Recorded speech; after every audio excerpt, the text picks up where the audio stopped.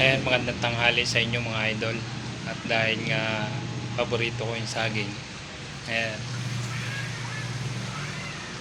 nagluto ako ng saging ngayon. Yan yung iuulam ko ngayon, diba? Para makatipid naman tayo, saging lang okay na.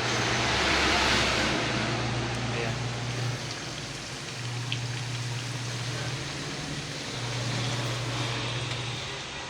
Sarap niyan mga idol.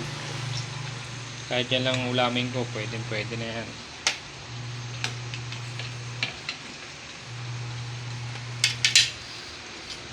Sino bang mahilig sa saging?